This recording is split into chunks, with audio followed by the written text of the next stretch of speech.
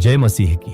आप सभी का दिल से स्वागत है हमारे चैनल पर, जहां हम लाते हैं वो कहानियां जो केवल इतिहास नहीं बल्कि आत्मा की यात्रा और विश्वास का गहरा अनुभव है। आज हम बात करेंगे उस चेले की जिसे प्रभु यीशु ने सबसे अधिक प्रेम किया, जो क्रूस के नीचे भी डटे रहे और जिन्होंने प्रेम और क्षमा का ऐसा संदेश दिया जो सदियों से मानवता के लिए प्रेरणा बना हुआ है। यह कहानी है संत योहन की। योहन का जन्म वोलन की झील के पास एक छोटे नगर बैतसैदा में हुआ। उनके पिता जब्ती एक संपन्न मछुआरे थे और मां सलोमी, जो बाद में प्रभु यीशु की सेवा करने वाली स्त्रियों में गिनी गई। बचपन से ही योहन झील के किनारे नाव खींचते, जाल बुनते, लेकिन उनके दिल में हमेशा एक बेचैनी रहती थी। क्या इंसान का जीवन सिर्फ मछली पकड़ने और बेचने तक ही है? क्या इसके आगे भी कोई बुलाहट है?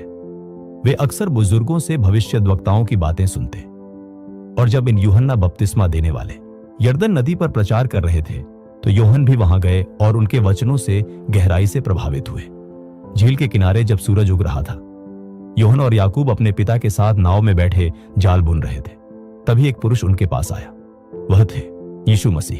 उनकी आंखों में अद्भुत शांति और उनके शब्दों में दिव्यता थी। उन्होंने कहा, मेरे पीछे आओ और मैं तुम्हें मनुष्यों का मछुआरा बनाऊंगा। उस क्षण योहन का हृदय तेजी से धड़कने लगा।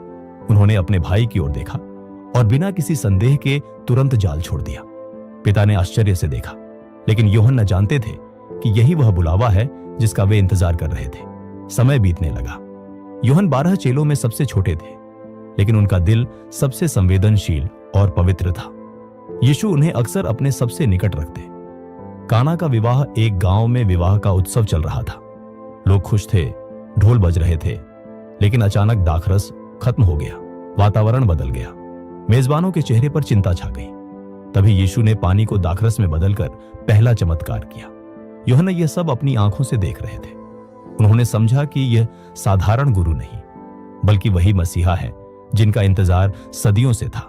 एक और दिन जब एक पिता रोते हुए यीशु के पास आया और कहा, मेरी बेटी मर गई है, तब यीशु ने केवल 3 चेलों को अपने साथ लिया, पतरस, याकूब और योहन।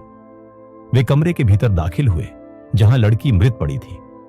यीशु ने उसका हाथ पकड़कर कहा, बालिका उठ जा, और बच्ची जीवित हो गई। योहन यह सब देखकर हिल गए। उन्होंने महसूस किया कि यीशु केवल जीवनदाता ही नहीं बल्कि स्वयं जीवन है। दिन यीशु अपने 3 चेलों पतरस, याकूब और योहन को लेकर ताबोर पर्वत पर गए।